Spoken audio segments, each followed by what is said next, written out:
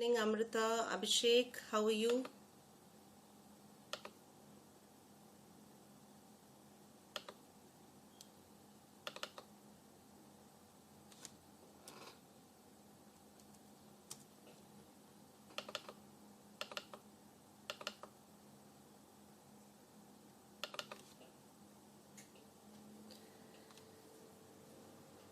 So, any questions? Anything that you want to ask? Anything that you want to discuss?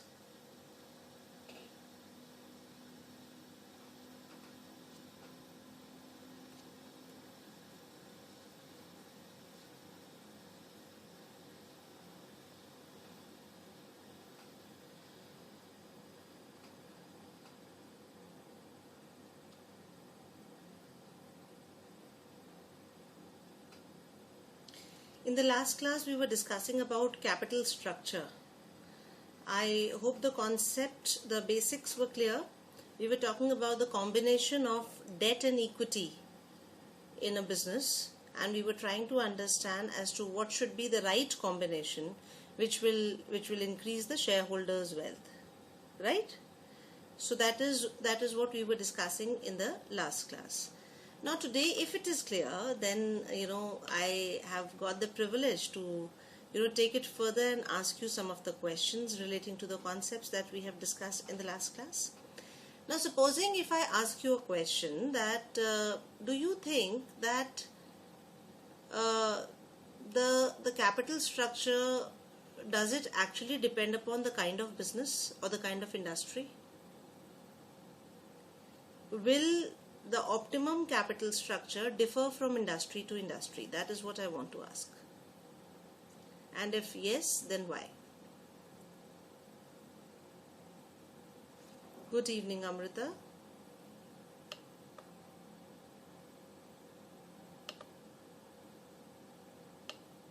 So anybody would like to answer this question?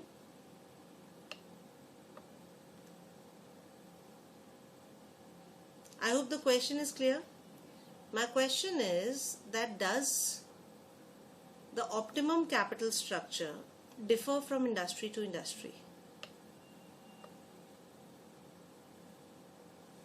I'm not getting any responses.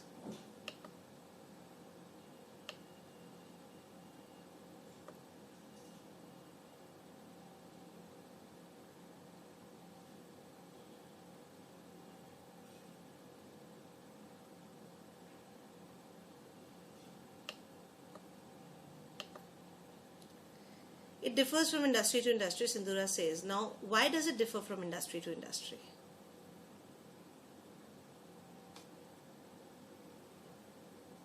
And can you give me some examples to substantiate your point?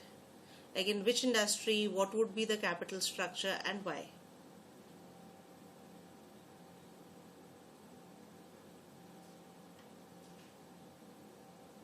See, okay, let me just explain this to you and then perhaps it will be more clearer. In the last class, I discussed with you the capital structure and the difference between capital structure and financial structure. I hope you remember that. In that, there was one of the points where we said that we need long-term resources to buy fixed assets. And we also need long-term resources, because when we're talking about capital structure, we're talking about long-term resources to finance some portion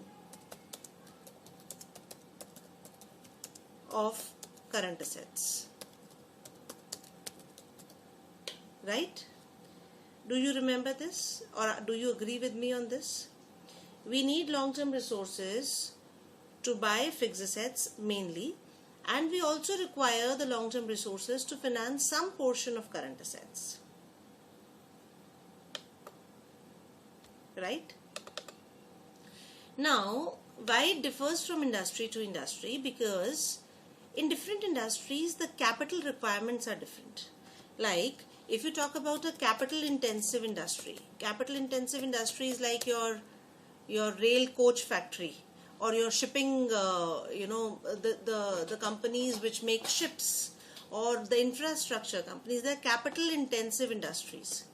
In the capital intensive industries, you need more of fixed assets, right?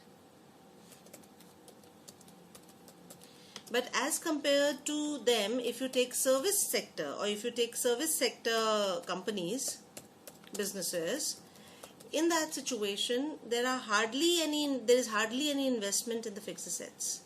So if the business is going to be more capital intensive, definitely we would be requiring more capital, and if we would be requiring more capital, we would be requiring more financing from debt capital as well. Are you able to follow what I'm trying to say? But if it is a service sector, in the service sector we hardly, like if you talk about IT companies, the IT companies have got a sum of a few lakhs to invest in the computers, tables and chairs, the ACs, and the business is going on. So they do not require boilers, they do not require plants, they do not require generators, they do not require vehicles, they do not require anything of that sort, right? So therefore, the more the capital requirement, the more fixed assets are required in a particular business, the more long-term resources would be required, and if more long-term resources would be required, then the capital structure will have more component of debt in the capital structure. So that is how, we would say that industry to industry, the capital structure differs, right? Clear? So basically the idea is why I brought this kind of a question for discussion over here, because the idea was to bring you back to the topic.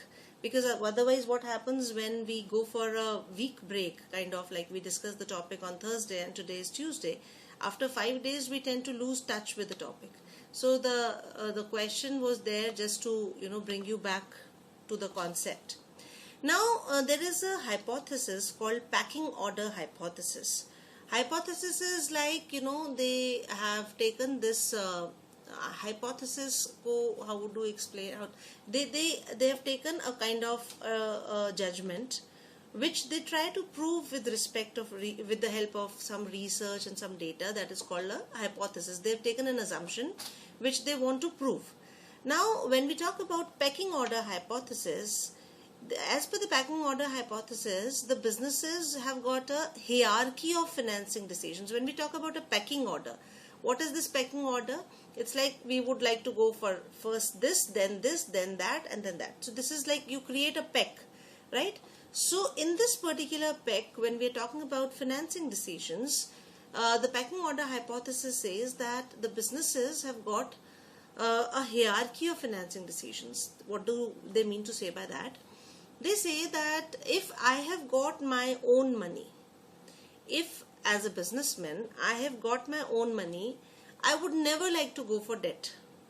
My first preference would be to use internal sources of funds. It can be the retained earnings which I have in my business, or by utilizing the benefit of depreciation as we discussed in the last class, because depreciation we do not pay to anybody. So that cash is lying in my business. So before resorting to any external funds, I would like to utilize this money which I have in form of depreciation and the retained earnings, the reserves and surpluses that I have in business. Now why would I like to do that? The reason is that I, first of all, whenever I want to go for any kind of a funding, whether it is floating new equity or coming up with a debt issue, I have to incur flotation costs, and I also have to disclose my all financial information and all my business information to the lender or to the prospective investors.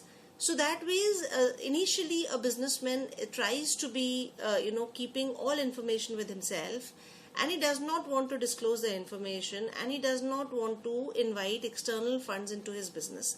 So the first preference is his internal money, his own money, his retained earnings, his money in form of depreciation that he has in business. And if at all, because if it is a capital intensive industry and with your own money you cannot actually go ahead with it, in that situation you require external funds.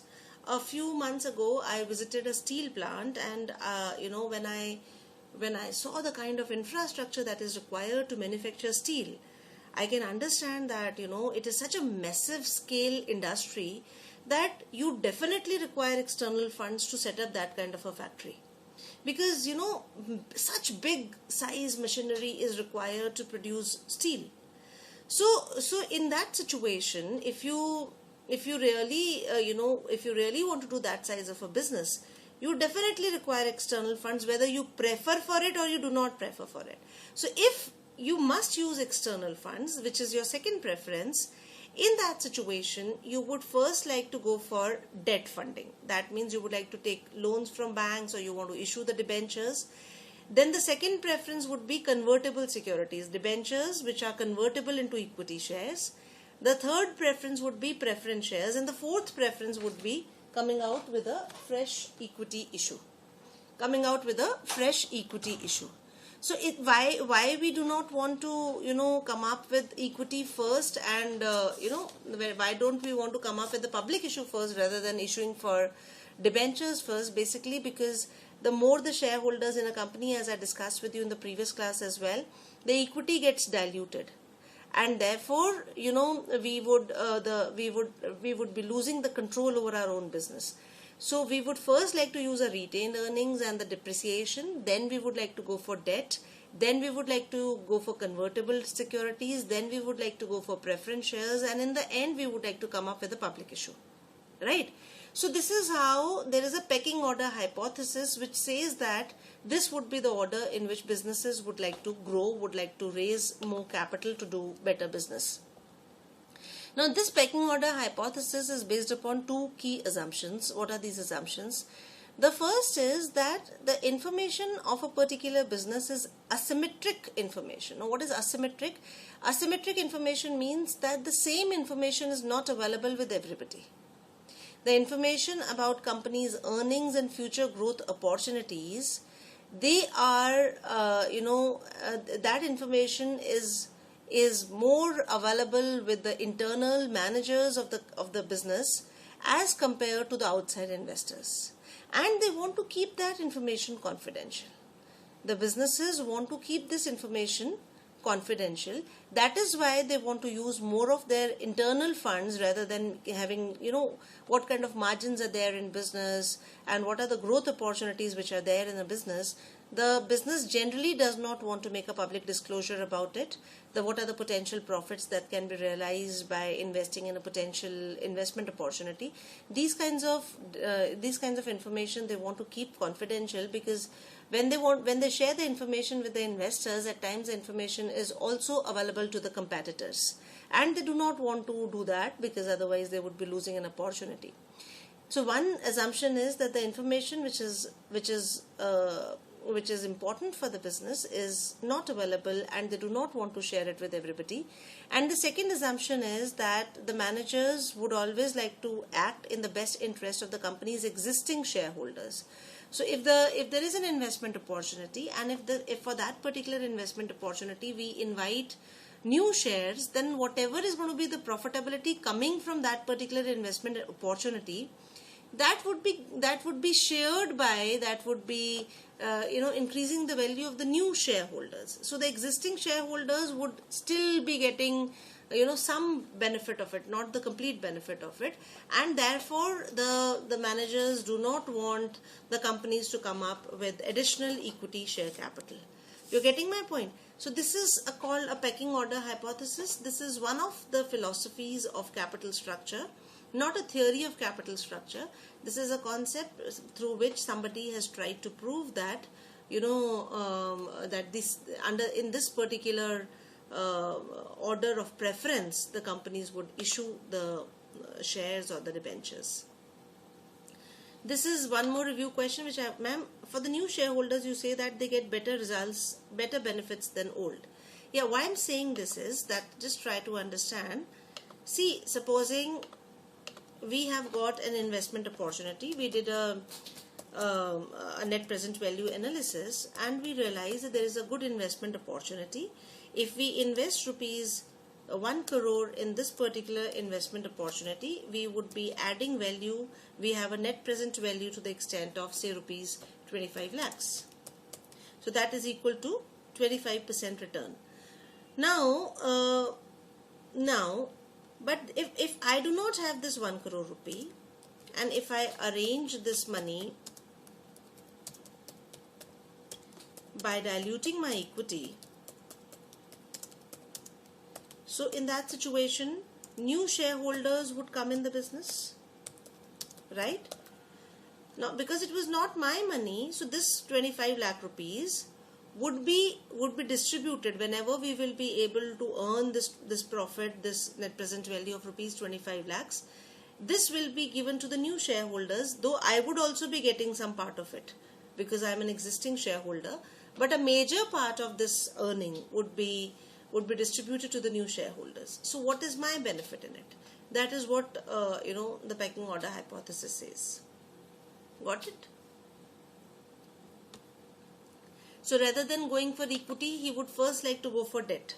And then if the debt is limited, then only he would like to go for convertible debentures, and then he would like to go for preference shares, and then in the end he would like to issue the equity shares.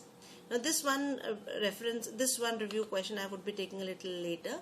This question I've already asked you, which was asked in the December 2015 examination, that does the nature of industry plays an important role in capital structure decisions. This is something which I've already discussed with you, so we move to the capital structure theories now.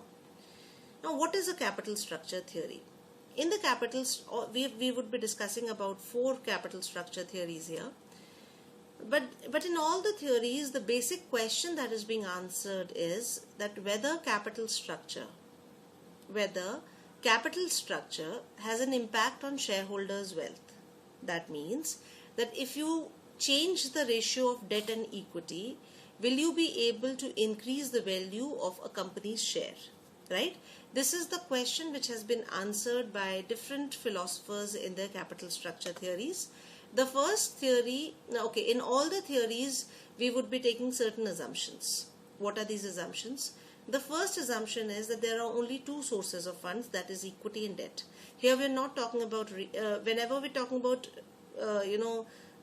we rather would not be talking about any retained earnings. We would be saying that whatever the business would earn, that would be distributed as dividends to the equity shareholders.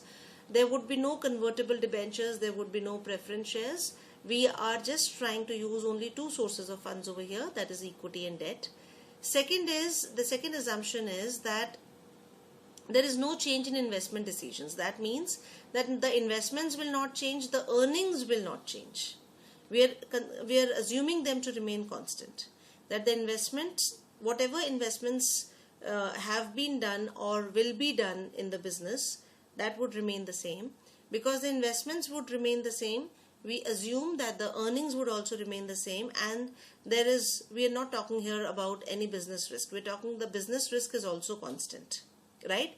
The next assumption is that there is no corporate or personal taxation, and investors expect future profitability of the firm. Investors are able to expect the profitability, but what we are trying to say is that we are assuming that taxation, business risk, the investments, the income, all these things are constant. We are just trying to understand that if everything is constant, and if we change the ratio of equity and debt, does it actually increase the value of the company's share or not, right? So in order to understand the impact of change in combination of debt and equity, we are assuming that all the other aspects relating to business, whether it is investments or it is income or it is taxes or it is business risk, all of them, they remain constant, right? So we go to the first theory. The first theory is net income approach. Net income approach says that there is definite relationship between the capital structure and the value of the firm. It says that if you change the capital structure, you can change the value of the firm, if we assume that other things remain constant, right? So why does it say? So it says that by changing the capital structure, you would be able to change the weighted average cost of capital for a firm, for a business. So if you change the capital structure, you would be changing the weighted average cost of capital, and thereby you would be, because the weighted average cost of capital will change, so the value of the firm would also change, right? This also assumes, when we talk about net income approach, along with the other assumptions that we have already taken, it is also assuming that if we increase debt to to 100% level also, the risk perception of the investors does not change. Now this is not a very practical assumption. Like supposing if there is one business which has got a debt equity ratio of 20% debt and 80% equity, and there's another business which has got 120% debt, or not 120%, yeah, it can be 1.2 times debt over equity. So if one business has got 0.2:1 ratio, another has got 1.2:1 ratio, definitely the second business is more riskier, isn't it? Because it has taken more loan. But for the net income approach, we are assuming that even if we increase the level of debt in the capital structure, the risk perception of the investors does not change. The next assumption, and which is also a very practical assumption, is that the cost of debt is less than the cost of equity. The cost of debt is less than the cost of equity, which is a very practical thing. In general also, the cost of debt is always lower than the cost of equity. And the next is corporate income taxes do not exist. This we have already taken as a common assumption. So we are assuming that the cost of debt is lower than the cost of equity, and even if you keep on increasing the level of debt in the business, the risk perception of the investor does not change. So before I go to this, let me just explain. See, if you look at this particular graph, you are able to see that the cost of debt remains constant. The cost of equity also remains constant. When we are increasing the debt in the business, then also the cost is not increasing. Neither the cost of debt is increasing, nor the cost of equity is increasing, because the debt is cheaper than the equity. You can see debt is on the y-axis, debt is here, and the cost of equity is here, right? So which is at a lower stage, the cost of debt is cheaper. It is because if it is like 5%, cost of equity is 10%. So therefore, if you keep on increasing debt in the capital structure, in that situation, the overall cost of capital will keep on reducing. So the more the debt, the higher the debt. Here you can see that when the debt was lower, the cost of capital was here. But as the amount of debt has increased, you can see the cost of capital is coming down. You are able to see it?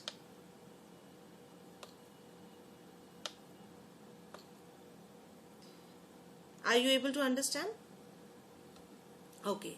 So based upon these assumptions, it says that when the weighted average cost of capital reduces, and in order to find out the value of the firm, what we have to do? We have to discount the earnings of a particular business with the weighted average cost of capital.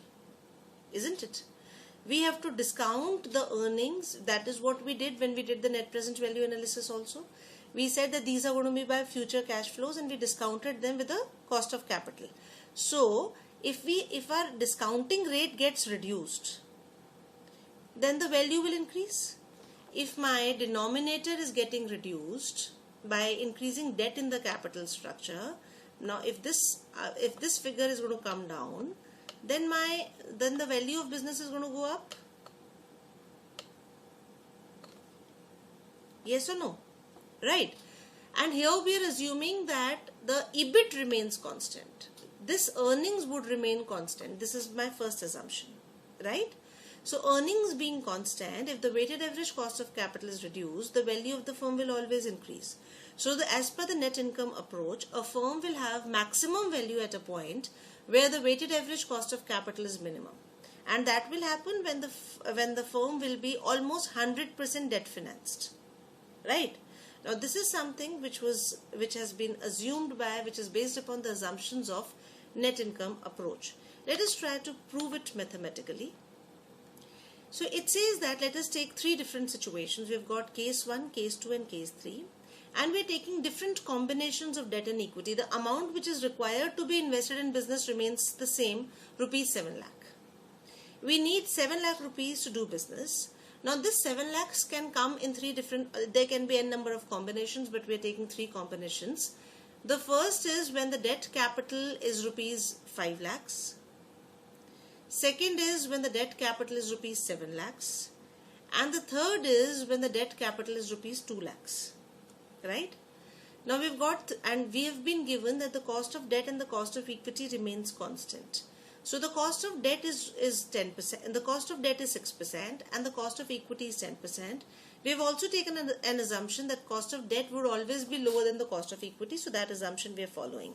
So we have taken cost of debt to be 6% and the cost of equity to be 10%. Earning before interest and taxes, we have assumed them to be remaining constant in different combinations of debt and equity. So we are assuming here that the EBIT of this particular business is rupees 2 lakhs. Whether it is case 1 or case 2 or case 3, EBIT will not change. EBIT will not change. Now, in the first situation, when the debt is 5 lakh rupees, we will have to pay interest at the rate of 6% on 5 lakh rupees. So we will reduce the interest of rupees 30,000 from rupees 2 lakhs. The earnings before taxes would be 1,70,000. In the second case, because the debt is 7 lakh rupees, so 6% of 7 lakhs is 42,000 rupees. So we will be paying interest of rupees 42,000, and my earning before taxes would become 1,58,000. In the third case, because the debt is rupees 2 lakhs, 6% of 2 lakhs is rupees 12,000. So my earning before taxes would be 1,88,000. Is it clear? Is it clear up to this point? Okay. Now we have already seen a formula that in order to find out the value of the business, what we do, we divide the earnings with the weighted average cost of capital. We divide the earnings with the weighted average cost of capital. We have already seen that formula. You remember that formula? Right. But if I want to know the value of equity, that will give me the overall value of the firm. Right? Right? So, if I want to know the value of equity, what I should do? I should divide the earning before interest and taxes with only the cost of equity. Right? If I want to know the value of business, then I will divide the earning before interest and taxes with the weighted average cost of capital. If I want to know the value of equity, what I will do? I will divide the earning before taxes with the cost of equity, because we are assuming that there are no income taxes. In the initial situation only, we had assumed that there is no corporate income tax, right? So there is no tax, so earning before tax would be equal to earning after tax. And if I divide earning after tax with the cost of equity, and I know the value of equity. So cost of equity has been given to me to remain constant at 10% in all the three situations. So the value of equity becomes 17 lakh in the first case, 15 lakh 80,000 in the second case, and 18 lakh 80,000 in the third case. And 18 lakh 80,000 in the third case. You would say that, ma'am, when the debt is the minimum, then the value of equity is more, right? But we want to know the value of the firm, not the value of equity. So we will to this we will add the value of debt. To the value of equity, we have to add the value of debt to find out the value of the business. So value of equity is 17 lakh, value of debt is 5 lakhs. So total value of firm is 22 lakhs in the first case. In the second case, when the amount of debt was highest, 15 lakh 80,000 was the value of equity, 7 lakhs was the value of debt. So the value of firm is 22 lakhs 80,000. In the third case, when the debt was the lowest, the value of equity comes as 18 lakh 80,000. The value of debt comes as 2 lakhs. So the total value of firm is coming as 20 lakh 80,000. Now, which is the highest? Case 2. In the case 2, you've got the highest value of the business, because this was the case in which you had taken the maximum amount of debt, right? And if I take the value of the firm, if I take EBIT divided by value, I also get to know the weighted average cost of capital. If I divide the EBIT, because my formula was EBIT divided by weighted average cost of capital is equals to value, right? So if I do the cross multiplication, EBIT divided by value, I get the weighted average cost of capital. I hope you're able to understand. I hope you're able to understand. Any questions here? Okay. See, what I'm trying to say here is, first remember this particular formula. Earnings before interest and taxes, rather it should be earnings before taxes, which is also equal to earning after taxes, because we're assuming no taxes, divided by weighted average cost of capital is equals to value of the firm. This is clear. Now value of firm is equals to value of equity plus value of debt. Now, because debt is a constant thing, because when you take a loan, the value of that particular loan does not change. So if the value of the firm has to increase,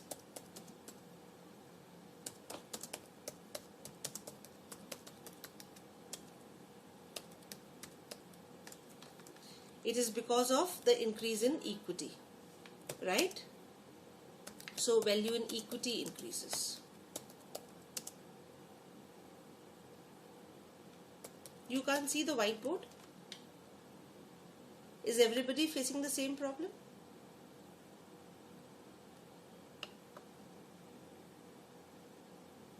So Sindhura, I think you have got a slow connection, that is why.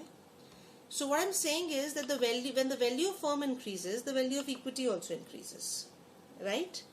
Now what they have done in this particular example, because the weighted average cost of capital was not available with us, so what we did, because the amount of equity was not available, so weighted average cost of capital could not be calculated. In order to find out the weighted average cost of capital, the value of equity has to be there. Here we are taking the value of equity by dividing the earnings before taxes with the cost of equity, which was given to us.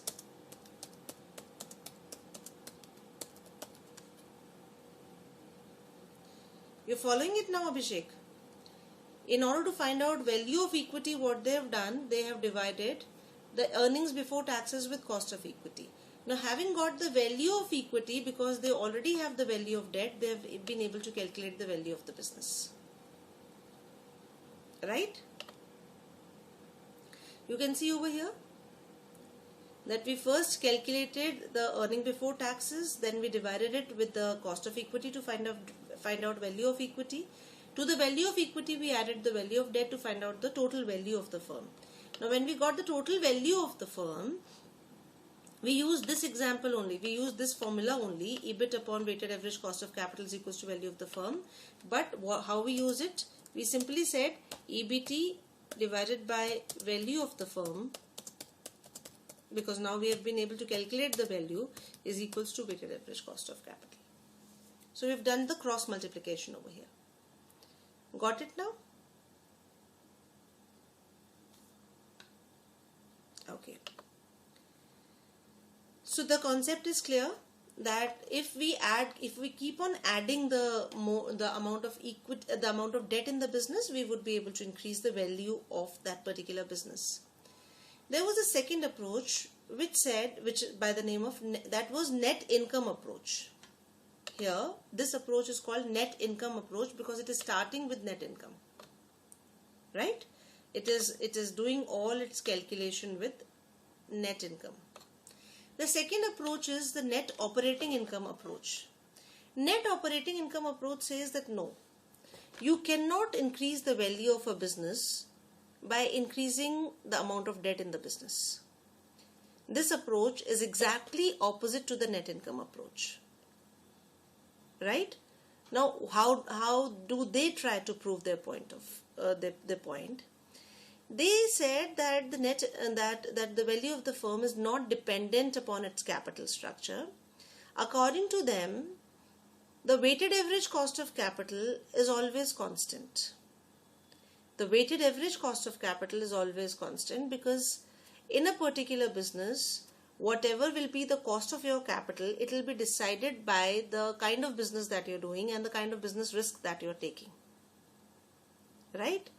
So, they use the same formula. They say that the value of a particular business is equals to earnings before taxes divided by the weighted average cost of capital, and the weighted average cost of capital remains constant. The next assumption is that the cost of debt also remains constant. Weighted average cost of capital is also constant. The cost of debt is also constant, and the corporate income taxes do not exist. Now, how do they try to prove their point? They say that, I'll just change the next slide. The net operating income approach says that as you increase the level of debt in your business, the investors start feeling that the business is becoming more riskier. The equity investors feel that the business is increasing its financial risk. And as they feel that the risk is increasing, so they start expecting a higher return because they have invested in a business which has become more riskier. So the expectation of the investors is to get better return in that particular situation when you take a higher level of risk. Because the cost of equity increases with the increase in the level of debt. So whatever is the benefit of adding the lower cost debt in the capital structure, that is completely nullified because the cost of equity increases. So as per the net operating income approach, the finance mix is irrelevant and it does not have any effect on the value of the firm. You are able to understand? Even if you have some confusions, we'll try to prove it. As per them, if you look at this particular graph, they assume that the cost of debt remains constant, as it was assumed in the net income approach also, that the cost of debt remains constant. But they say that as you keep on increasing debt in the capital structure, your cost of equity will go up. You can see, because the equity shareholders, they tend to perceive the business to be more riskier, so they increase their expectation from that particular business. So as the cost of equity will increase, the overall cost of debt, will remain the constant. You're getting my point? Now I'll explain it. So as per them, if cost of equity is 6% and the cost of debt is say 10%, and if you've got 50% equity and 50% debt in your capital structure, in that situation, so your overall cost of capital would be around 8%. Right? 50% debt and 50% equity. So 16 divided by 2 is equals to 8%. As per them, the cost of debt will remain constant, 6%. But as you increase the level of debt in the capital structure, the cost of equity will increase to 12%. And as it increases to 12%, your overall cost of capital, So when you increase capital structure, now the percentages would not be 50-50, right? So supposing you increase this to 60%, and then your cost of equity will become 12%, and the proportion of equity would become 40%, and the proportion of equity would become 40%, right? Earlier it was 50-50.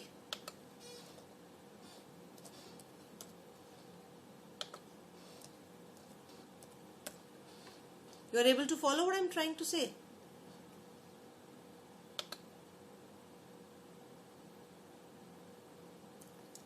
Now 3.6 plus 4.8 कितना होगा?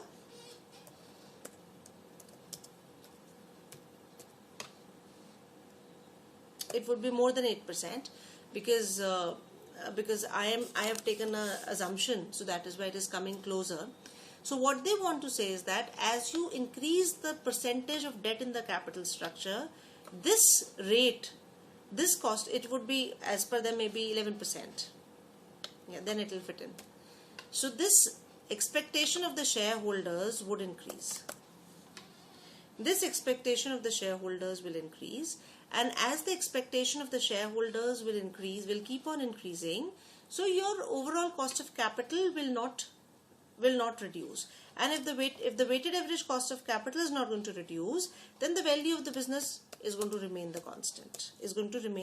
constant. Why? Because we've already assumed that the earning before interest and taxes, the operating income, the earnings before taxes is going to remain constant. And if this is going to remain constant, we've assumed that EBIT is going to remain constant. And if EBIT is going to remain constant, then by adding debt in the capital structure, if my weighted average cost of capital is also going to remain constant, value of business will also remain constant. Are you able to follow? Are you able to follow what I'm trying to say?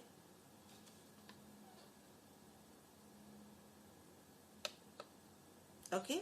So this is what was held by the net operating income approach, and it was very close to practical situations, but not exactly very, very practical in nature. So we would be discussing about more theories, because this is one extreme and that was another extreme.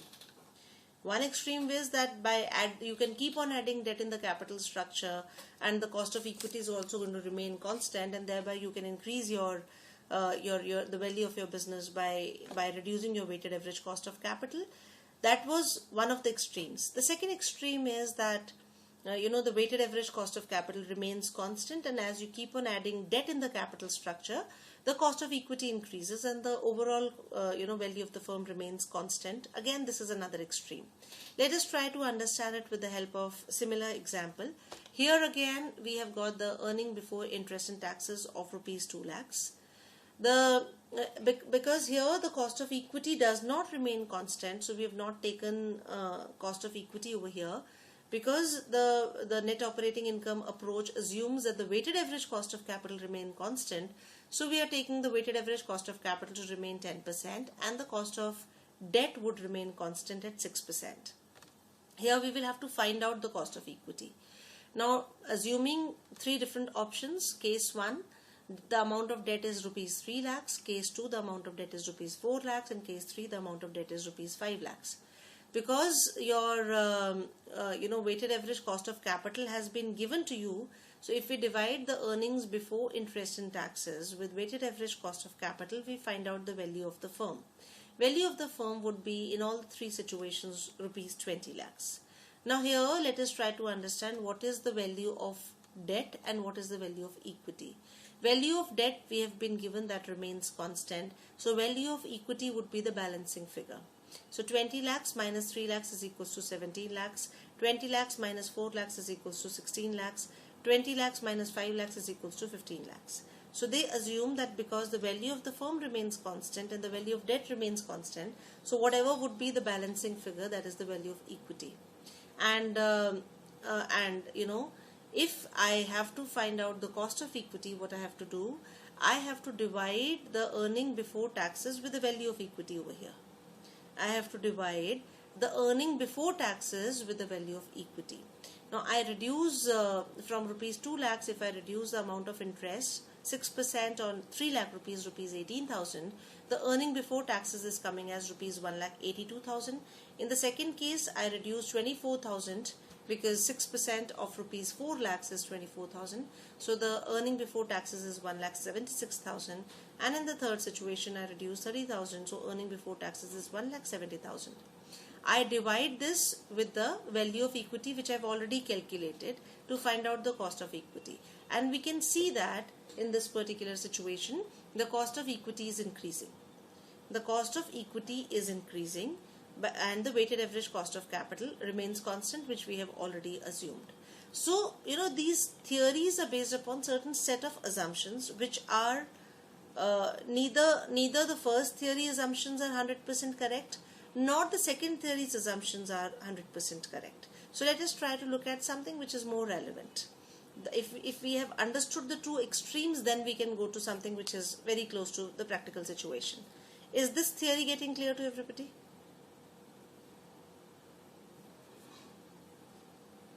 Any questions up to this point? It is getting clear. Okay.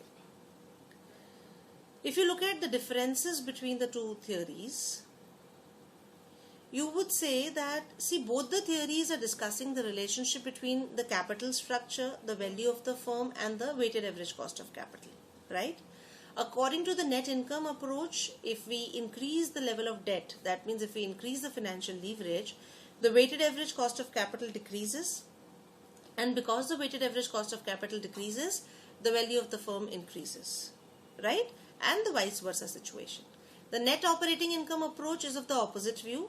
It says that the capital structure decision is irrelevant, and when you change the level of debt, the total value of the firm does not change. It says that this overall cost of capital has got nothing to do with the degree of leverage. As you keep on increasing the level of debt in the capital structure, the risk perception of the shareholders increases, and because of that their cost of equity also increases. And because the cost of equity increases, it nullifies the advantages because of the cheaper cost of debt, and the weighted average cost of capital remains the same. And because the weighted average cost of capital remains the same, so the value of the firm also remains the same. So these two are the approaches that we have already discussed, right? Let us go to the third theory, which is called the traditional theory. As I said, this theory is comparatively more closer to the practical situations. According to this theory, the firm has got different stages. In the initial stage, this theory says that the firm can reduce the overall cost of capital and increase the value of shareholders'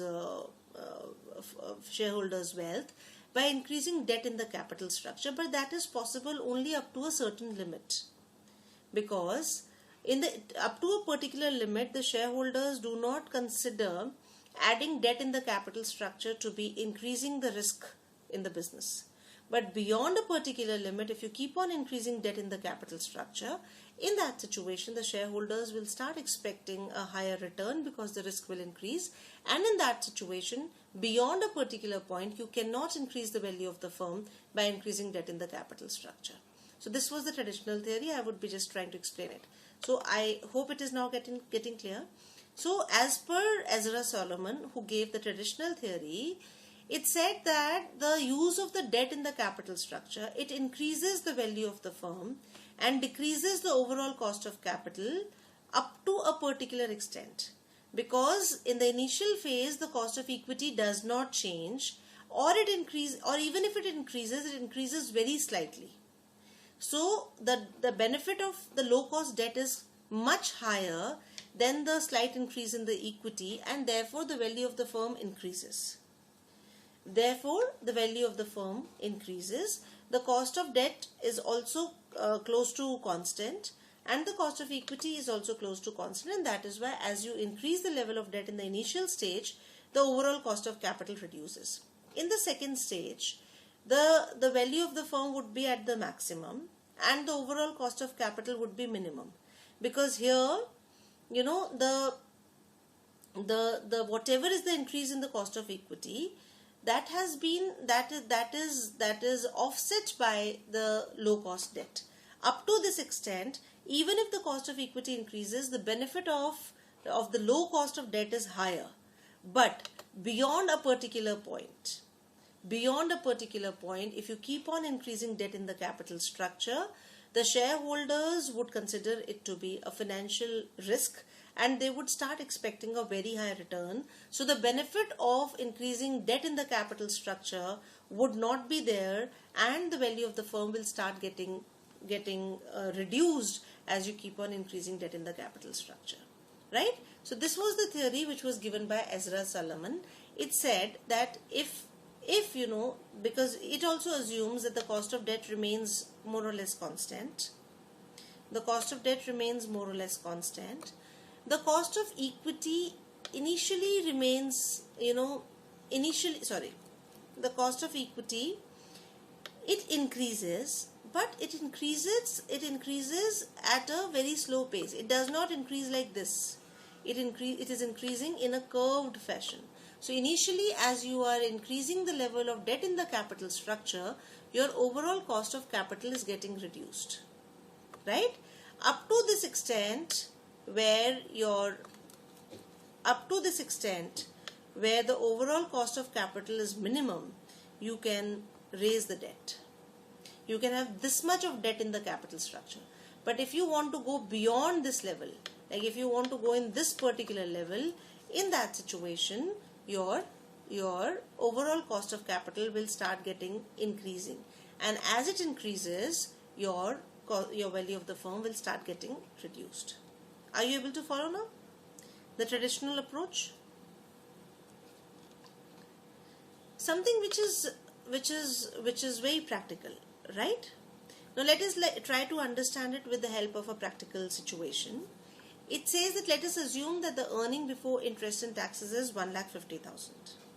The business is presently 100% financed with equity, with the cost of equity at the rate of 16%. Now we introduce debt in this particular business to the extent of rupees 3 lakhs at the rate of 10%, right? At the rate of 10% cost of debt.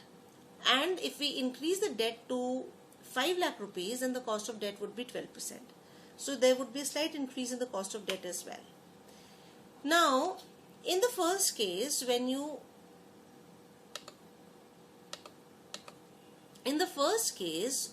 introduce the debt to the extent of rupees 3 lakhs, the cost of equity increases from 16% to 17%.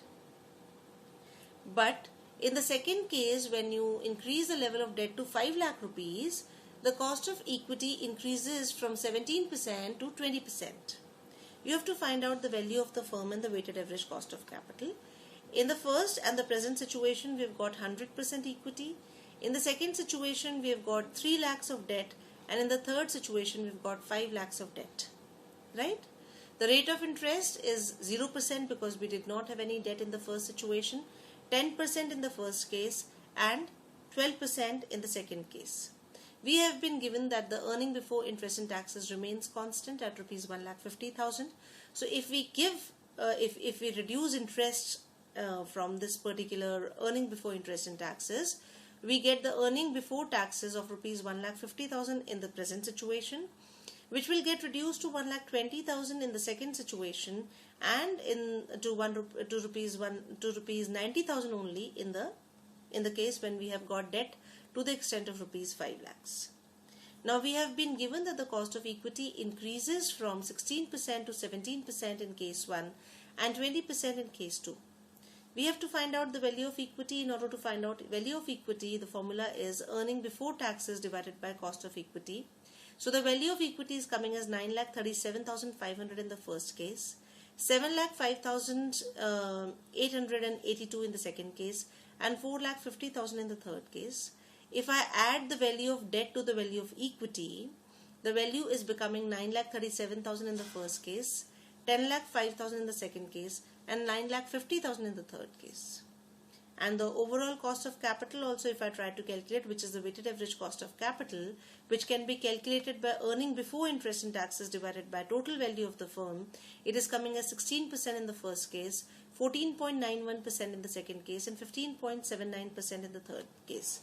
So this traditional approach says that as you increase the level of debt in the capital structure, the expectation of the shareholders or the cost of equity will increase to such a great extent that the benefit of low cost debt will get nullified and the value of the firm will start getting reduced and the weighted average cost of capital will start getting increased after a particular point. Is it clear?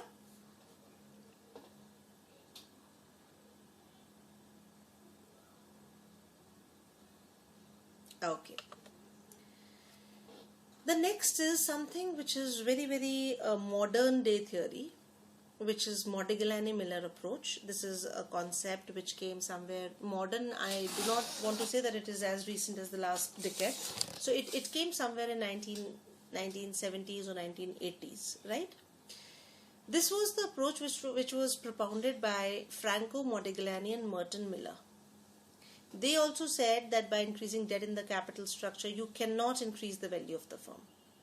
But they did not go by the concept which was given by the net operating theory. They gave another reason for this. They said that the value of a particular business has got nothing to do with the capital structure, because the value of the business is decided by the level of earnings in that particular business. It says that we want to give because as per Modigliani-Miller, the higher is the earning in a particular business, the higher will be the value of that particular business.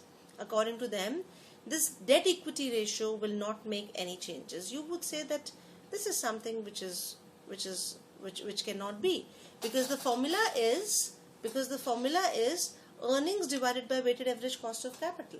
So if the weighted average cost of capital is reducing, which Modigliani Miller also agree, then the value of the firm should increase. But here they have given a behavioral justification for this. Now, what is this behavioral justification? Modigliani Miller has given a justification looking at the behavior of the investors, and they have given a concept of arbitrage. They say that if a particular business, if there are two businesses and both the businesses have got the same level of operating income,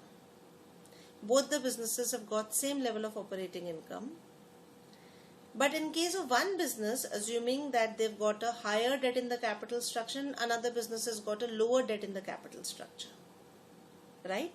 So because of having a higher debt in the capital structure, the weighted average cost of capital of the business number 2 would be lower as compared to business number 1. Agreed? This is what we have been doing so far, right? The firms are otherwise homogeneous in nature. But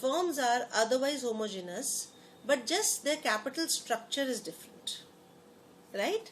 So Modigliani Miller say that if that is the situation, and the firm by increasing debt in the capital structure is able to increase the market value of the shares, in that situation the investors would like to sell that company's share and buy that particular company share which has got a higher level of equity as compared to debt. Now, why will the investors do that? I'll be just giving you the justification for that. Let me explain the concept and then I'll go to I'm not even going to assumptions right now. I'm first giving you the concept because otherwise you will get confused. It said, Modigliani Miller said that supposing there are two firms which are homogeneous in all respects except their capital structure. Firm X is financed by only equity and firm Y is financed by equity as well as debt, right? So the financial parameters are, the total capital employed is rupees 10 lakhs in both the cases. In the first case, equity capital is rupees 10 lakhs. In the second case, equity capital is rupees 6 lakhs and debt capital is rupees 4 lakhs. The amount is the same, rupees 10 lakhs. The net operating income of both the businesses is rupees 1 lakh. Both the businesses have invested rupees 10 lakhs. They're getting the income of rupees 1 lakh. In one business, the entire money has come from equity. In the second business, 60% of money has come from equity and 40% is coming from debt, right? So in the case of first business, there is no interest liability, but in the case of second business, we've got to pay interest of rupees 20,000, which is at the rate of 5% on rupees 4 lakhs, right? So therefore, the equity earnings would be rupees 1 lakh in the first case in case of firm X and rupees 80,000 in case of firm Y. Is it clear? Up to this extent, is it clear? Okay. Now, because we are talking about a practical approach, so they said that the firm which will have debt in the capital structure, their cost of equity would be higher than the firm which is a 100% equity based firm. So let us assume that the cost of equity is 10% in case of firm X and 12% in case of firm Y. Let us assume that the cost of equity is 10% in case of firm X and 12% in case of firm Y. So let us find out the market value of equity. In order to find out the market value of equity, what we do? We divide earning before taxes with the cost of equity, right? Earning before taxes is 1 lakh in case of firm X. So 1 lakh divided by 10% is equal to 10 lakhs. And 80,000 in case of firm Y. So 80,000 divided by 12% is equal to 6,66,667. In both the cases, we will have to add the cost of debt also to the cost of equity. We will have to add the market value of debt also to the market value of equity. So when I add, because in the first case there is no debt, so the market value of the firm remains rupees 10 lakhs. But in the second case, I will add this 4 lakh rupees, which is the debt, the market value of debt, to the market value of equity rupees 6,66,667. So the total market value of the firm is 10,66,667. So as per Modigliani Miller, if you increase the debt in the capital structure, even though the equity, the cost of equity has gone up, still the market value of the firm has increased from 10 lakhs to 10,66,000 and the weighted average cost of capital has gone down, right? But the story does not end over here. The story does not end over here. They say that okay, when everything else is same, just because the capital structure is different, the market value of the firm will increase. That will definitely happen, but this is going to be very temporary. This is going to be very, very temporary. Now, why it is temporary? Because the investor will see that everything else is same. The earnings are same, the amount of capital invested is same, but still one firm has got a higher market value. So what it will do, supposing he has got 1% shares in firm Y. Supposing he's got 1% shares in firm Y, he will sell those 1% shares. When he sells these 1% shares in firm Y, he will be getting 6,667 because the 100% value was 6,66,667. So 1% shares will be valued at 6,667. Is it clear? Is it getting clear? Okay? He will sell these 6,667 for rupees 6,667. Then what he will do? He will also, because the business was able to borrow at 5%, so he will also he will go to the bank and he will borrow rupees 4,000 at 5% interest, because the rate of interest prevailing in the market has been given to us as 5%. And now he will have 10,667. His total amount that he has in hand is 10,667. With this 10,667 rupees, he will buy 1.0667% shares of firm X. How? Because 1% would be equal to rupees 10,000. He has got 10,667. So he would be able to get 1.0667% shares. Right? If 100% shares are of rupees 10 lakhs, so with 10,667 he would be able to buy 1.067% shares. Now you would say that what is the benefit of doing this? What is the benefit of doing this? Now let us check the benefit.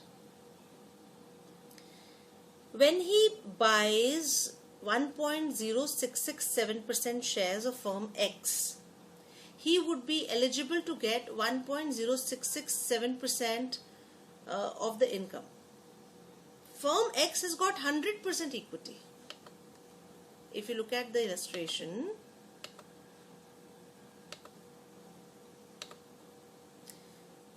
firm X has got 100% equity, right? So that is why he will go to the market and buy 1.0667%. Now when he is the owner of 1.0667% shares, and we are assuming all the income is completely distributed to the shareholders, there are no retained earnings, so he will be getting 1.0667% of the equity earnings. 1.0667% of rupees 1 lakh would be 1,667 rupees. 1,066 rupees. 1,066.70. Right?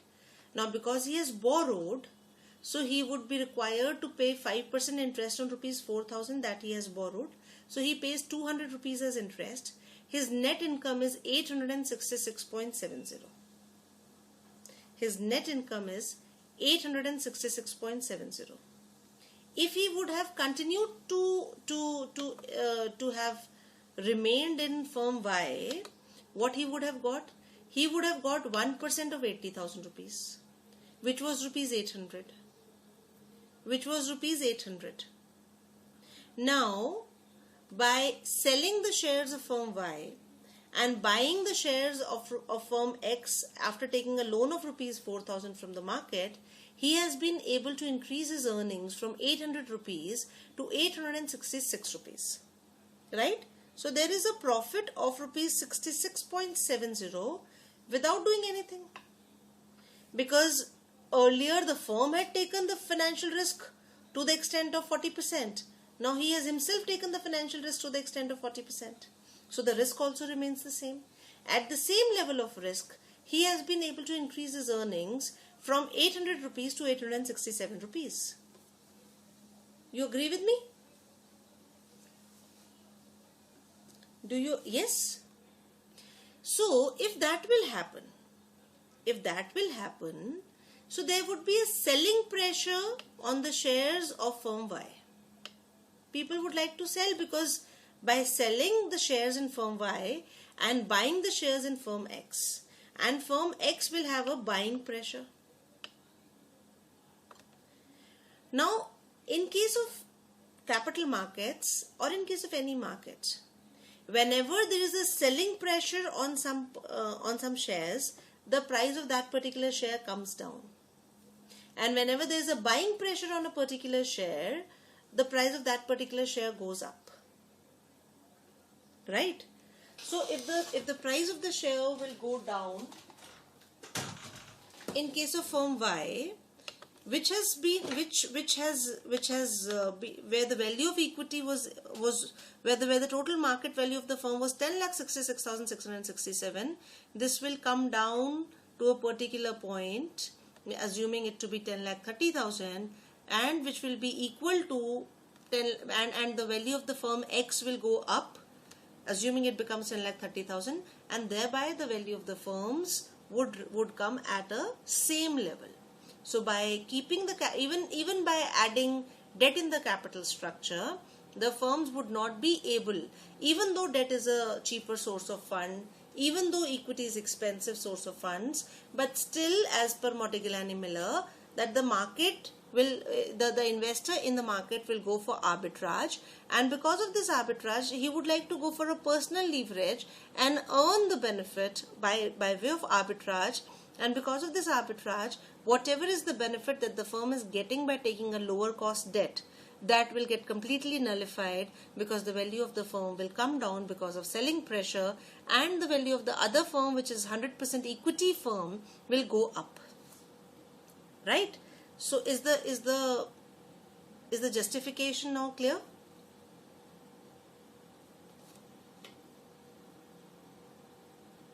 So now let me go back to the theory so that you are able to understand.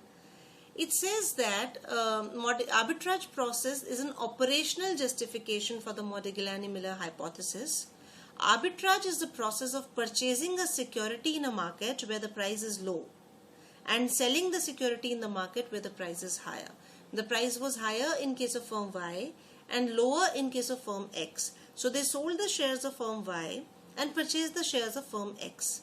This results in restoration of equilibrium in the market price of a securities asset.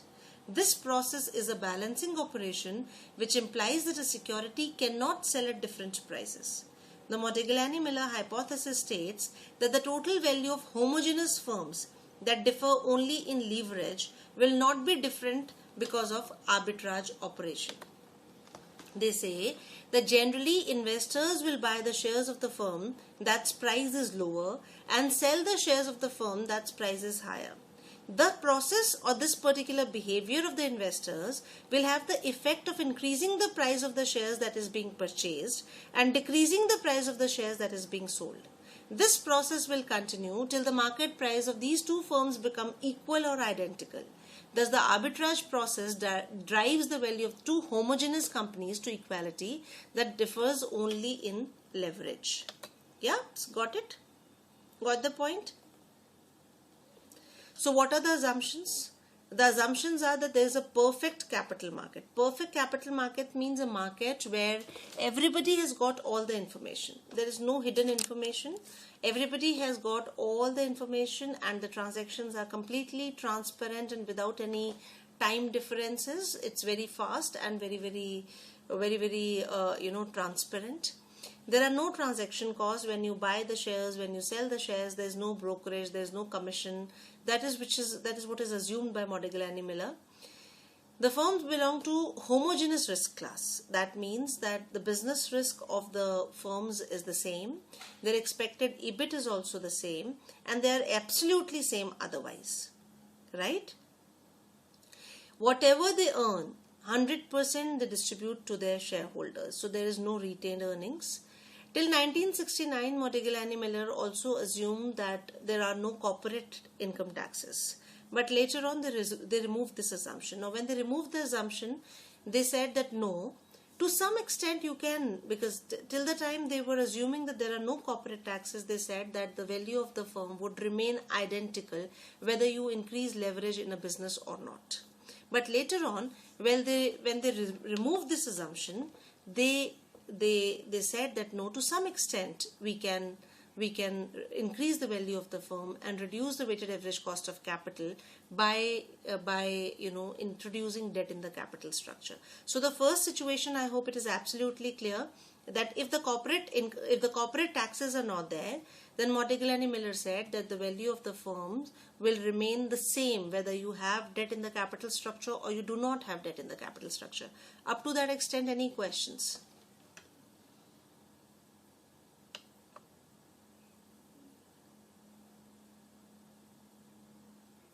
No.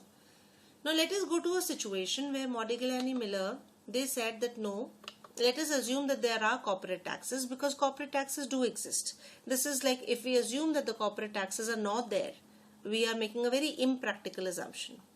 So their original argument was that the value of the firm and the overall cost of capital will remain constant with the increase in debt in the capital structure. They changed that argument and they said that no, when there are corporate taxes, in that situation, the value of the firm will increase and the overall cost of capital will decrease with the increase in debt in the capital structure. If you increase debt in the capital structure, the value of the firm will increase. They accepted that the value of levered firm will be greater than the value of unlevered firm. Levered means the firm which has taken a debt in the capital structure, the value of that firm will be more as compared to the value of the firm which has not taken, which is a 100% equity firm. They said that no, the value of the levered firm will be greater than the value of the unlevered firm. Now, why they said so? They said that when I was trying to find out the value of unlevered firm, the formula was earning before interest and taxes minus interest minus taxes divided by the cost of equity. Because it's an unlevered firm, so there would not be any interest. So they have not taken minus interest. Because interest होगा ही नहीं ना, unlevered है तो debt नहीं होगा, right? Debt नहीं होगा तो interest भी नहीं होगा. So earning before taxes minus multiplied by 1 minus tax rate divided by cost of equity is equal to the value of the unlevered firm. But when we have to find out the value of a levered firm, then how do we find out value? They said that first find out the value of unlevered firm. First find out the value of unlevered firm. And to that value you add, because the value of a levered firm has to be higher than the value of an unlevered firm. To that value of unlevered firm you add debt multiplied by the tax rate. Then you will find the value of the levered firm. You would say that this is something which is not understandable. Can we justify it with the help of a practical example? Let us do that. Let us take a situation. Royal Limited is an all equity finance company. All equity finance means levered or unlevered? What is all equity financed? Whether it is levered or unlevered? Unlevered. Very good. So it's an all equity finance company with a market value of rupees 35 lakh and the cost of equity is equals to 20%. ठीक है जी, the situation is clear. We have got a company which has not taken any loan. The value of that particular company, the market value of the shares is rupees 35 lakh and the cost of equity is 20%. So if we have this particular figure, can we find out earnings before taxes? Okay, now can we find out earnings before taxes? With the first statement, can you find out earnings before taxes using these two figures?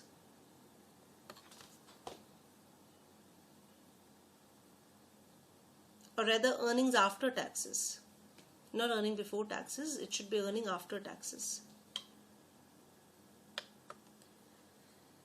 Come on, come on. Use that particular formula. The formula that I gave you. नहीं समझ में आ रहा है? Do you need help?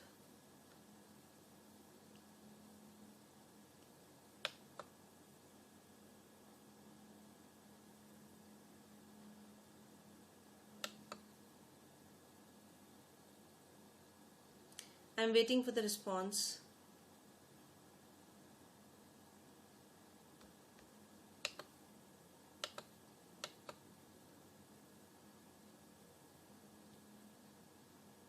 My question is, can we find out the value, can we find out the earnings after taxes if we have got the figure of market value of the business and cost of equity?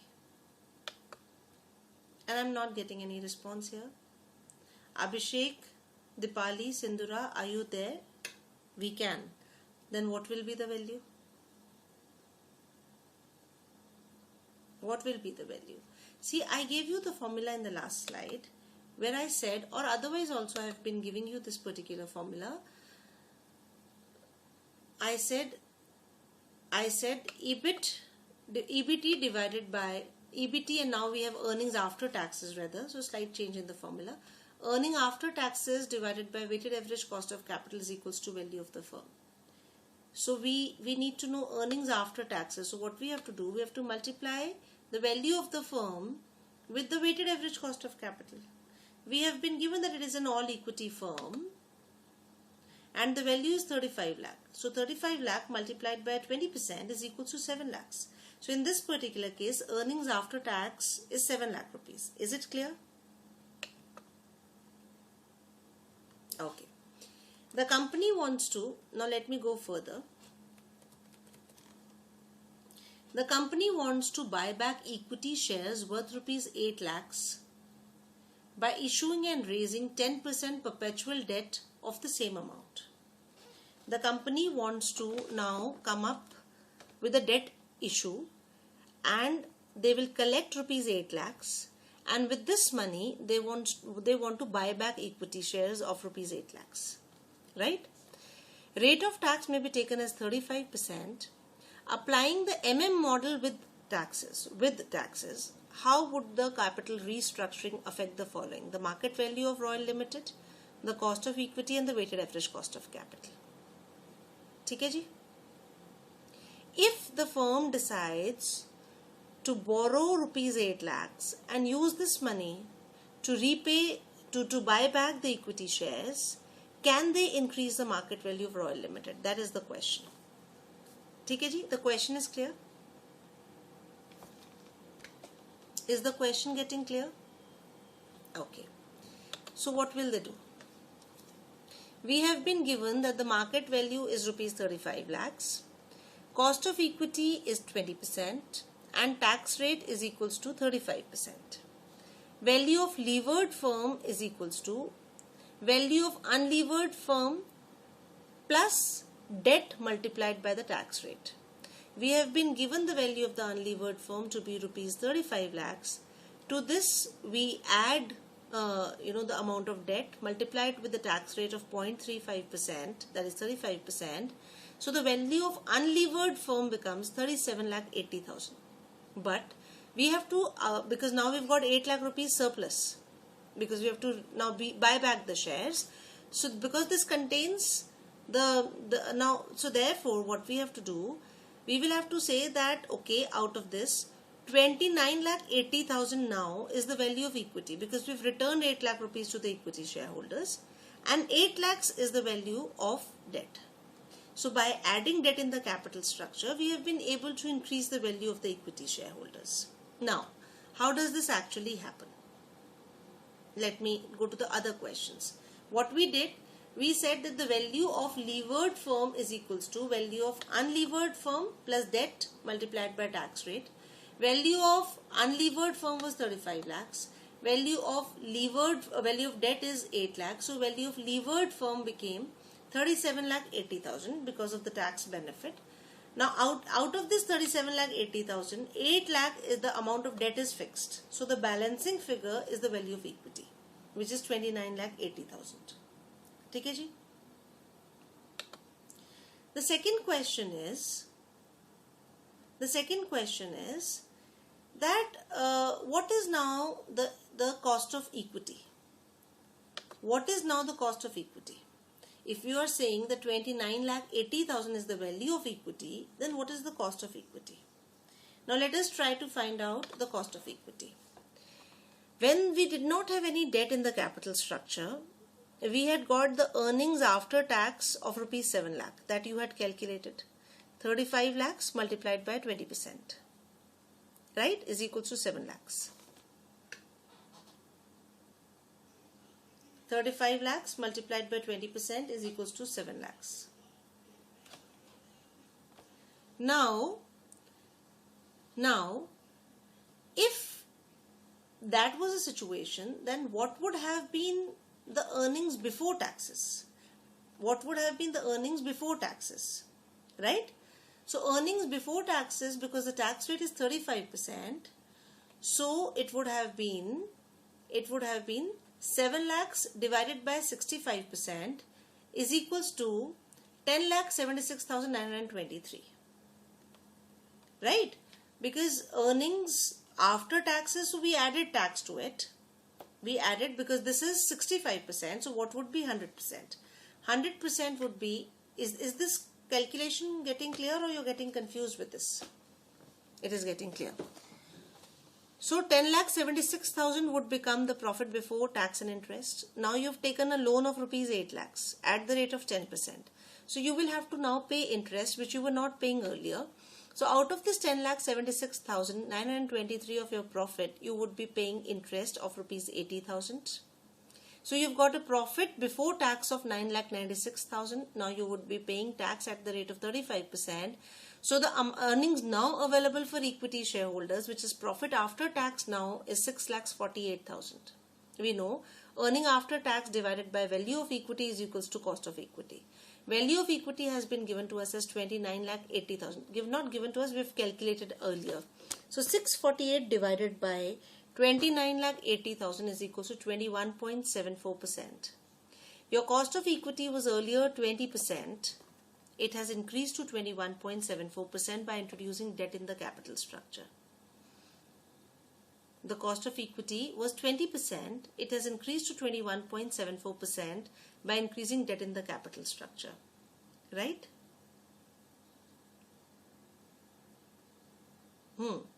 But the question is that the value of business has increased. So if the value of business has increased, then the overall cost of capital must reduce. That is, the weighted average cost of capital must decrease. So let us try to find out what is the weighted average cost of capital. You are paying 6,48,000 rupees on 29,80,000 rupees, and you are paying 80,000 multiplied by 1 minus tax rate, because you're getting a tax benefit on interest. So on rupees 8 lakhs.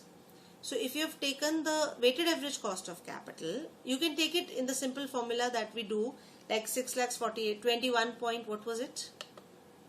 You can take it like this also, 21.74 multiplied by 29,80,000 plus 10% multiplied by rupees 10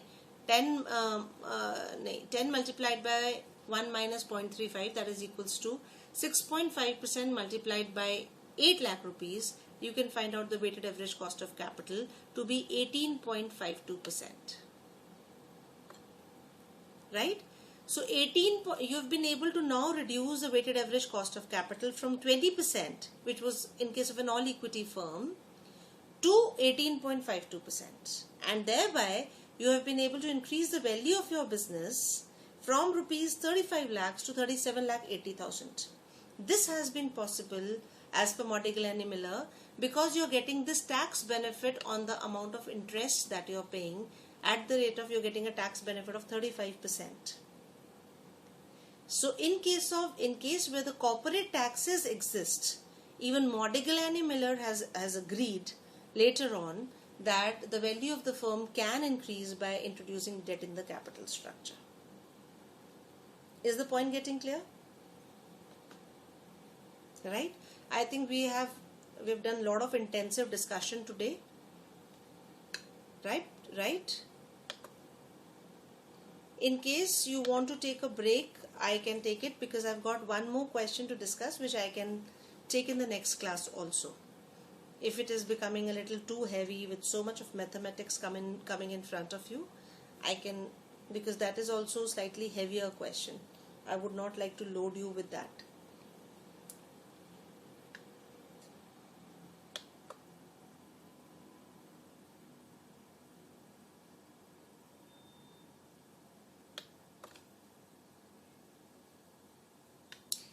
Can we do it in the next class so that we can revise these concepts? Yeah, it is very important, I believe, to revise the concepts, because these concepts, though they are based upon only two formulae, but everybody is trying to use the formula in his own way, and that is why a lot of interpretation is coming out of the two formula only. Like if you look at the calculation is coming out of just two formula: the value of equity and the value of the firm, isn't it? But every philosopher is using that particular formula in his own way. So what we decide is that we postpone the one more review question that I have to take, though I would be taking it because it's an important question. I would be taking it up in the next class, and before that I would be forwarding you the slides also, so that you can also have a look at the question. Right? So for today we close the discussion over here, and by the time